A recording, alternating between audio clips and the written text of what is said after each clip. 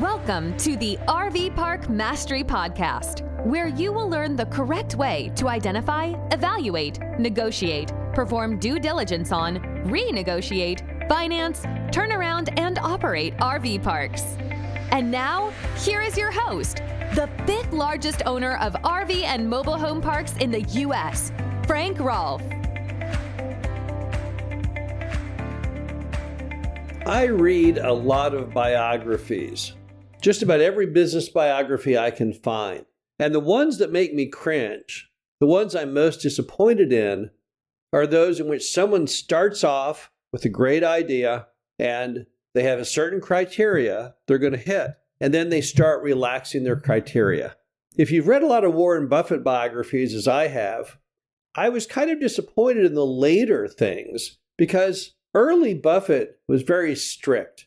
He had this metric, this methodology on things he would invest in. They had to have a certain price to earnings ratio and a certain book value, and he did tons of research on them. And it was those early investments that made Berkshire Hathaway what it is today. And there weren't that many companies he did it in. He did Coca-Cola, and he did Geico, and he was very strict on these. But in later years, he got kind of sloppy. One thing which always sticks in my mind is the fact in the early books, he hated private aircraft. He would not even invest in companies where the CEO used a private plane, under the argument it was a stupid waste of shareholder money. Yet in later years, he not only had no problem with private planes, but even started a company to lease private planes to executives. This is Frank Rolfe, the RV Park Mastery Podcast. We're going to talk about why I hate it when people relax their standards, when they alter their criteria, and why that's a really, really bad thing for you to do. Now, why do people do it? Why do people go in saying, I want to buy an RV park and it has to have these attributes, it has to make this much money, it has to be this cap rate? Why do they stop? Why do they do that? Why do some people buy a successful RV park, but every RV park they buy after that first one is a little less good than that first one? Well, there's multiple reasons for that. One big reason is that they just get lazy. I kind of think that may be what happened with Buffett over time, to be honest with you, because it takes a lot of work to research and to find all those deals that meet those tough metrics. So sometimes people just let it slide a little, just say, oh, well, what the heck? I guess I don't have to have this rate of return. I guess I could accept something lower. So that's a problem.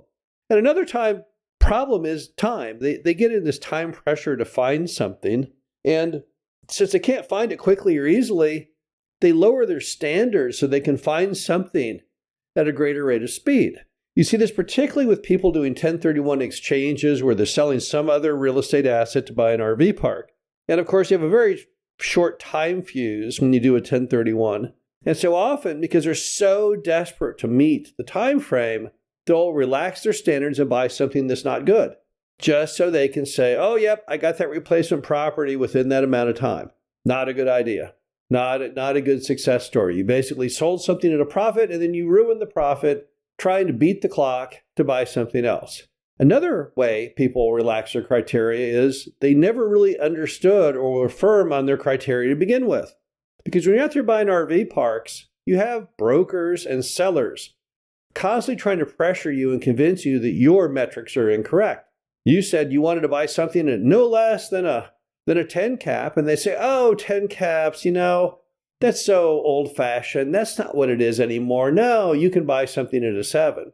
And of course, they tell you that they want to convince you to pay more for their property, clearly.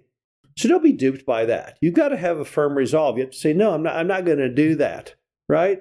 And here's the problem when you start relaxing your standards. Obviously, the big macro problem is you stop making as much money, and you can get yourself in a real bind.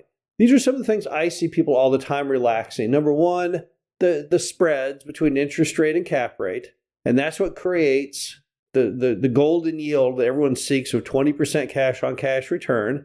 It's a 3-point spread between the interest rate on the loan and the cap rate on the deal. That's assuming about 70 or 80% leverage. And if you start accepting lower spreads, you're not going to have anywhere near the same cash on cash return.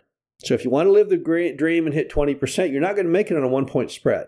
So you're going to have very serious financial problems right there. Another thing they do is they're not realistic on CapEx.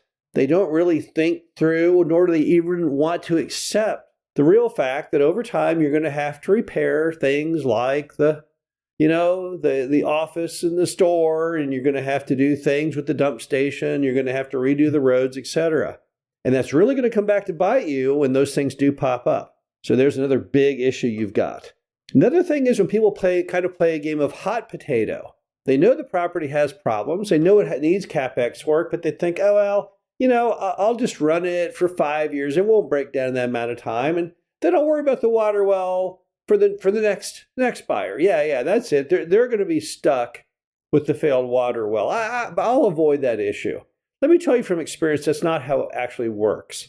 If that water well is not working very good, and somebody tells you that who is in the water well business, and you say, well, I bet I can, just put it together with duct tape and baling wire and make it for a few years, it's probably going to fail, probably the first week that you buy the RV park. That's what I've seen out there in doing this for 30 years. So basically, it's a bad issue. When these things blow up like that, you don't have any way to maneuver. You have any bank financing, you've run out of your money, you're in trouble. So relaxing your standards can really, really cause you a whole lot of problems. So then how do we not relax our goals? How do we stay firm in what we're trying to find? How do we stay lead pipe cinched right on track with all of the attributes of the RV park? Well, number one, you've got to understand what you're doing enough to set rigid guidelines. You're never going to be able to say, oh yeah, well, here's my plan, if you don't know what the plan is. So educate yourself on what the guidelines should be. And make sure they're realistic. If you set artificially crazy high guidelines, you'll never be able to buy anything. I've had people call me and say, hey, I can't find an RV park. I'll say, well, what are you looking for? Well, I want to buy something like a 15 cap. I don't think you're going to find many RV parks out there at a 15 cap. That's too high. You might find something like at a 10 or a 12, but a 15 is ridiculous. So you've got to set good guidelines, fair good guidelines, realistic ones, and then make them rigid because you know what you're talking about. And you have to understand why those are important, why those things cannot be moved, why those goalposts can't be altered, because if they alter them, you're not going to be able to hit your financial targets. You've also got to be patient.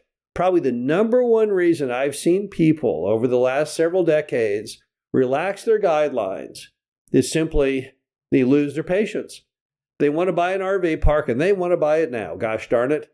They want to replace their day job and they'll just take anything at this point. They haven't found what they're looking for. Don't do that to yourself. Be patient. You only want to buy really, really, really great deals. You don't want to buy average or mediocre or even worse, bad ones. Also, never listen to those other folks who are always trying to convince you because they have motives that are not in your self-interest to make stupid decisions. Brokers are often nice people. But let's be honest, they want you to buy the deal. They'll do anything to get you to buy the deal. And you don't want to really do that, right? That's what we're talking about here. So don't listen to the brokers when they try and get you to relax your standards. And certainly never listen to the seller because they always want you to relax their standards so you'll pay too much for the property. Finally, you have to have the self-respect to demand only great deals. You have to say to yourself, you know what, I'm not going to buy an RV park if I cannot hit these certain metrics, period. And stand up for yourself. And when people say, oh no, that's not realistic, come on, man. You say, no, that's completely realistic. And I am not going to vary from that one iota. Because if you hang in there, if you stick with it, if you keep looking for the stuff that's the good stuff, you always end up finding it. But when you relax your standards, that's when you get on the path to doom. This is Frank Rolfe for the RV Park Mastery Podcast. Hope you enjoyed this. Talk to you again soon. Thank you for listening to the RV Park Mastery Podcast. Be sure to visit us at www.rvparkmastery.com, where you can learn the correct way to identify, evaluate, negotiate, perform due diligence on, renegotiate, finance, turn around, and operate in RV parks.